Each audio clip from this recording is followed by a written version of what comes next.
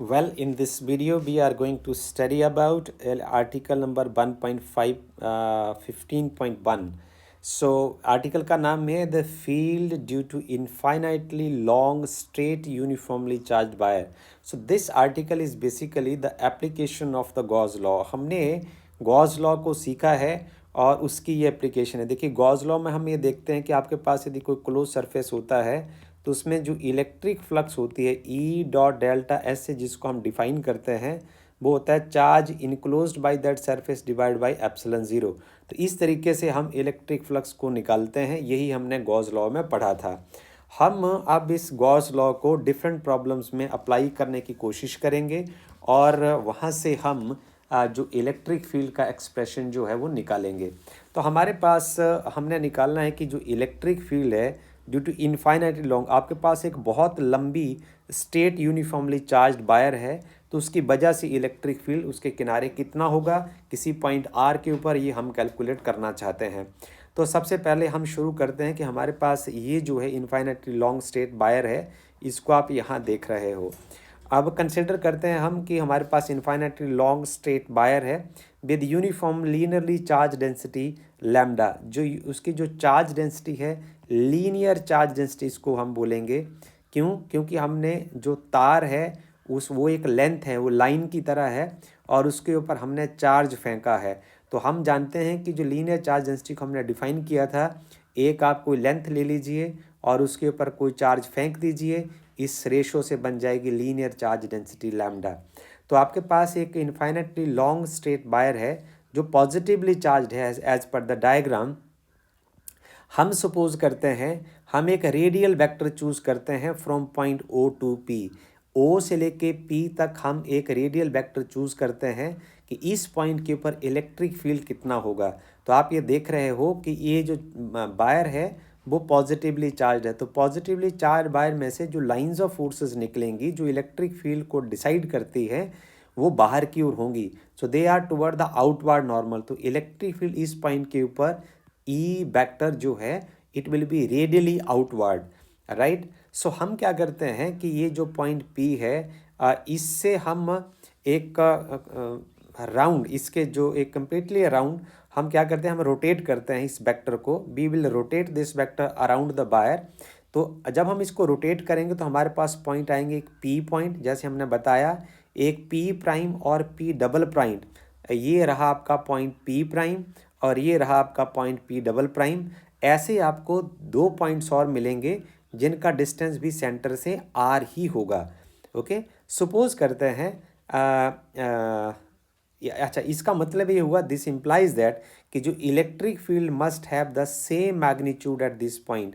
इसका मतलब साफ है कि जो इलेक्ट्रिक फील्ड पी पॉइंट के ऊपर, पी प्राइम पॉइंट के ऊपर और पी डबल प्राइम पॉइंट के ऊपर बिल्कुल सेम होगा. और आप देखेंगे कि कैसे सेम होगा. तो इलेक्ट्रिक फील्ड का जो एक्सप्रेशन होता है ना वो होता है 1/4 पाई एप्सिलॉन ज़ीरो. ये तो कांस्टेंट है और ये आपके पास आ जाएगा चार्ज की वैल्यू कितनी है और divide by the square of the distance in the direction of R. So ये होता है इलेक्ट्रिक फील्ड डिटरमिन करने का तरीका. आप यहाँ देख रहे हैं कि जो पॉइंट पी है ये भी आर डिस्टेंस पर है, जो पॉइंट पी प्राइम है ये भी आर डिस्टेंस के ऊपर है, जो पॉइंट पी डबल प्राइम है ये भी आर डिस्टेंस के ऊपर है. तो सेंटर में जो वायर का चार्ज है वो बराबर है, इसलिए Q और R जब कांस्टेंट हो जाएंगे तो इलेक्ट्रिक फील्ड पी प्राइम और पी डबल प्राइम के ऊपर एग्जैक्टली सेम होगा. ओके, अब हमने देखना है कि डायरेक्शन ऑफ इलेक्ट्रिक फील्ड जो है वो रेडियली आउटवर्ड होगी यदि charge density greater than zero होगी. Charge density greater than zero होने का मतलब ये है कि आपकी वायर के ऊपर आपने पॉजिटिव चार्ज फेंक रखा है और यदि आप अपनी वायर के ऊपर नेगेटिव चार्ज फेंकते हो तो लैम्डा की वैल्यू क्या होगी, नेगेटिव होगी. और यदि लैम्डा की वैल्यू नेगेटिव होगी, यदि आपकी इस वायर के ऊपर पॉजिटिव ना होकर नेगेटिव चार्ज होगा तो इलेक्ट्रिक फील्ड की डायरेक्शन कैसे होगी, पी पॉइंट से भी अंदर की ओर, पी डबल प्राइम पॉइंट से भी अंदर की ओर और पी प्राइम पॉइंट से भी अंदर की ओर होगी. Then direction of electric field will be inward. So ये आपको यहाँ से सीख लेना है. तो इस पैराग्राफ से हमने यही सीखा है अभी. अब हम चलते हैं अगले पैराग्राफ के ऊपर. अगले पैराग्राफ में हम ये कंसिडर करते हैं, हम एक छोटे लाइन एलिमेंट जो है वो चूज़ करेंगे। एक लाइन एलिमेंट आपके पास P1 है, उसका आप ध्यान से देखें, ये वाला पार्ट है। पूरी वायर में आपने छोटा सा पार्ट, छोटा सा सेक्शन आपने चूज़ कर लेना है। इसमें भी चार्ज जो है वो पॉजिटिव है, और इसी तरीके से आपने एक line element as per the diagram वो इस पॉइंट पर चूज़ कर लेना है, और इसमें भी उतना ही चार्ज है। हम देखेंगे कि इन दो छोटे से एलिमेंट्स की वजह से पी पॉइंट पर जो इलेक्ट्रिक फील्ड होगा वो कैसा होगा। तो हम ये देखते हैं कि देखिए हम ये देखेंगे, इस आप लाइन को आप देख रहे हो, you just concentrate on this line, कि जो इलेक्ट्रिक फील्ड इस पॉइंट पर हमने देखना है because of the line element P1। तो दिस विल पॉइंट्स, यहाँ positive unit positive test charge होगा, और ये जो इलेक्ट्रिक फील्ड होगा this will points in this direction. इसको हम ऐसा लिख देते हैं, ये इलेक्ट्रिक फील्ड हो जाएगा E1। सो ये जो इस एक्स एक्सिस के साथ एंगल थीटा बनाएगा, इसको आप रिजॉल्व कर दीजिए दो पार्ट्स में। तो इसका ये वाला जो पार्ट हो जाएगा E1 cos थीटा होगा, और इसका जो नीचे वाला पार्ट होगा वो E1 sin थीटा होगा। इसी तरीके से आप जो दूसरे वाला पॉइंट है, उस पॉइंट को आप लाइन एलिमेंट के जो छोटे से पार्ट को चूज़ कर लीजिए। इसकी वजह से जो electric field at point P होगा वो किस तरीके, कैसे, किस डायरेक्शन में होगा, वो इस डायरेक्शन में होगा, और ये इलेक्ट्रिक फील्ड भी E1 ही होगा क्योंकि चार्ज बराबर है। अब आप इसको रिजॉल्व कर दीजिए, इसका ये जो ये वाला पार्ट होगा वो E1 cos थीटा ही होगा, और इसका जो परपेंडिकुलर पार्ट होगा ये हो जाएगा E1 sin थीटा। अब आप जानते हो कि जो इलेक्ट्रिक फील्ड है वो एक वेक्टर क्वांटिटी है, और वेक्टर जो ऑपोजिट डायरेक्शन में इक्वल और ऑपोजिट हों तो वो एक दूसरे से कैंसल हो जाते हैं। तो आपके पास कौन सा कंपोनेंट बचेगा, ओनली जो E1 cos थीटा ही बचेगा, ये रेडियल कंपोनेंट होगा। This component is in the direction of the radius vector. तो एक radial component of electric field ही आपके पास बचेगा, और जो इसका नॉर्मल कंपोनेंट है वो कैंसल हो जाएगा।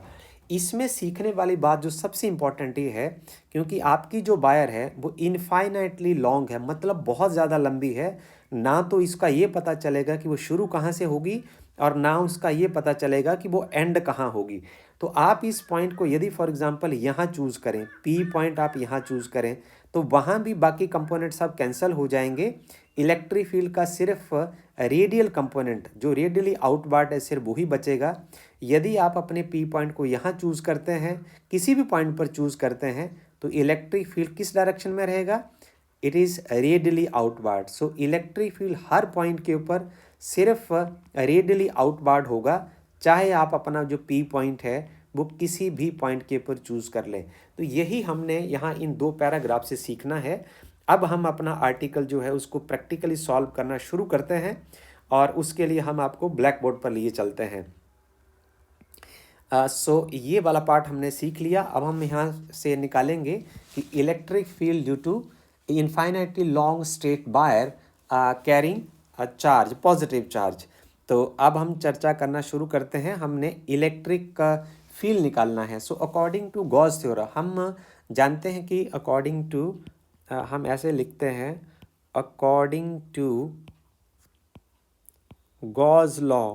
सो गॉस लॉ के अकॉर्डिंग हम क्या कहेंगे कि हमारे पास जो total electric flux through this होगी, हम उसमें क्या करते हैं, हम उसमें गॉसियन सरफेस की हेल्प से इसको कैलकुलेट करने की कोशिश करेंगे।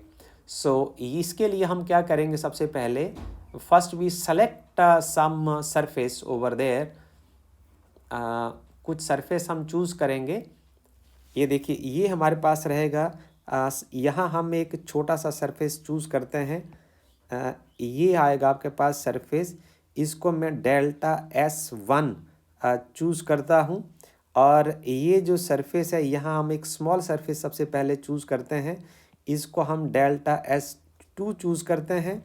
और यहाँ हम एक छोटा सरफेस चूज़ करते हैं, और इसको हम डेल्टा S3 चूज़ करते हैं।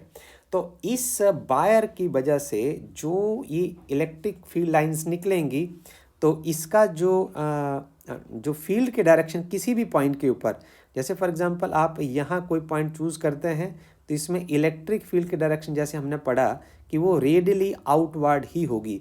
इस पॉइंट पर भी इलेक्ट्रिक फील्ड के डायरेक्शन क्या होगी, वो रेडियली आउटवर्ड ही होगी। इस पॉइंट पर भी इलेक्ट्रिक फील्ड की डायरेक्शन कैसे होगी, रेडियली आउटवर्ड ही होगी, यदि आपके जो वायर है वो पॉजिटिवली चार्ज है।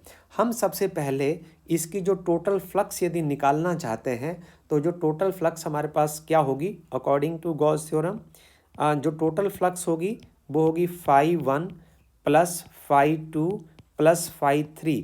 तो हमारे पास 3 सेलेक्टेड सरफेस होंगे जिनकी वजह से टोटल इलेक्ट्रिक फ्लक्स हम निकाल सकते हैं। अच्छा, अब हम करते हैं फॉर द सरफेस 1, इसको हम ऐसा लिखते हैं फॉर सरफेस 1, यहाँ हम मार्क करते हैं, ये आपका फर्स्ट सरफेस रहेगा, ये आपका सेकंड सरफेस रहेगा और ये आपका थर्ड सरफेस रहेगा। So for surface 1 we will find that φ1 क्या होगा, डेल्टा φ1 हम इसको लिखते हैं क्योंकि हम स्मॉल सरफेस सबसे पहले चूज़ करते हैं। तो इसमें आ जाएगा आपके पास जो इलेक्ट्रिक फील्ड है और डेल्टा S1 आ जाएगा। तो हम यहाँ देखेंगे कि इस केस में क्या है, यदि इसको हम सॉल्व करें ए आ जाएगा डेल्टा एस, और ई और डेल्टा एस के बीच में आप यहाँ साफ देख रहे हो कि जो डेल्टा एस का जो डायरेक्शन है वो इस डायरेक्शन में होगा, इस पॉइंट के ऊपर, और यहाँ ये डाउनवार्ड डायरेक्शन में होगा। तो इसमें इलेक्ट्रिक फील्ड और इसके बीच में एंगल 90 डिग्री है, यहाँ और इलेक्ट्रिक फील्ड के बीच में एंगल 90 डिग्री है। और यहाँ देखिए जो डेल्टा S3 है इसका जो एरिया वेक्टर की जो डायरेक्शन होगी, यहाँ हम लिख लेते हैं एन कैप, और यहाँ भी लिख लेते हैं एन कैप, और यहाँ भी लिख लेते हैं एन कैप। सो जो एरिया वेक्टर इस केस में इलेक्ट्रिक फील्ड और एरिया वेक्टर पैरेलल होंगे तो मैं कह सकता हूँ theta is equal to 0 degree in this case. So यहाँ से आपको बड़े आराम से अब चीज़ें समझ आ जाएंगी। सो इन फर्स्ट केस आपके पास थीटा जो है वो 0 डिग्री है, आप जानते हैं, क्योंकि जो कॉस 0 डिग्री होता है वो 1 होता है। So in face 1 no it is not 0 degree, it is 90 degree. E और डी एस के बीच में जो एंगल है, I am sorry for it, ये देखिए ये एंगल जो है वो 90 डिग्री है, तो यहाँ मुझे 90 डिग्री ही भरना है। सो ये 90 डिग्री होने की वजह से as you know that cos 90 degree is equal to 0। So electric flux through this surface number 1 is equal to 0। Okay, so इसी तरीके से हम देखते हैं डेल्टा φ2 हमारे पास क्या होगा, ये रहा इलेक्ट्रिक फील्ड और ये होगा सेकंड सरफेस जो हमने चूज़ कर रखा है, जिसको आप यहाँ देख सकते हैं। और इसमें जब हम इसको सॉल्व करेंगे तो ये आ जाएगा आपके पास E and delta S2 and cos 90 degree. Electric field और एरिया वेक्टर के बीच में फिर एंगल जो है वो cos 90 डिग्री है और cos 90 डिग्री 0 होता है, इसलिए डेल्टा φ2 जो है वो 0 आ जाएगा। अब हम चलते हैं तीसरे सरफेस के लिए। तो तीसरे सरफेस में आप निकालेंगे कि जो डेल्टा φ3 होगा वो होगा E dot delta S3। So delta S3 को हम सॉल्व करेंगे E एंड डेल्टा S3, और इस केस में जो कॉस है वो एंगल 0 डिग्री होगा। And you know that cos 0 degree यहाँ हम लिख देते हैं, क्योंकि कॉस 0 डिग्री जो है वो 1 होता है। तो you are left with E delta S3। तो यदि आप यहाँ से पूरा फ्लक्स निकालना चाहते हैं तो आपके पास आ जाएगा φ3 is equal to sum of all, और डेल्टा S के ऊपर हम इनको जोड़ देंगे, और ये छोटे छोटे जो फ्लक्स जब जुड़ेंगे तो आपके पास आ जाएगा E बाहर आ जाएगा, और यहाँ आ जाएगा आपके पास डेल्टा S3। सो जो डेल्टा S3 को यदि आप छोटे छोटे पार्ट्स को आप यहाँ देखिए, इन छोटे छोटे पार्ट को यदि आप ऐसे ऐसे करके जोड़ देते हैं, हर जगह आप छोटे छोटे गोले बना देते हैं ऐसे करके, जैसे हमने आपको एक पहले आर्टिकल में भी बताया था। तो ये टोटली जो टर्न अराउंड करेगा it will be equal to 2 pi r, and l is the length of this wire, that is 2 pi r l. So φ3 in this case is electric field into 2 pi r l, right? So this is equation number 1 for us. This is also equation number 1, and this is equation number 2. Phi 2 is 0, equation number 2, and this is equation number 3. अब आप देखें जो आपके पास total flux आई है वो आ जाएगी, first phi 1 is 0, phi 2 is 0, and phi 3 is E into 2 pi r l.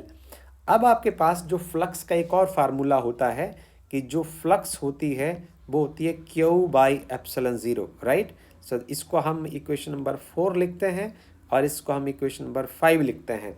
आप देखते हैं कि यदि आपके पास जो लीनियर चार्ज डेंसिटी लैम्डा है एज, यहाँ लिख देते हैं, अगले पेज पर चलते हैं.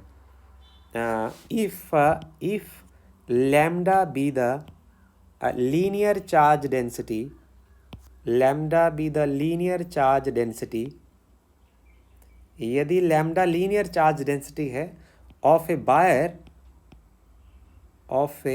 wire having length L,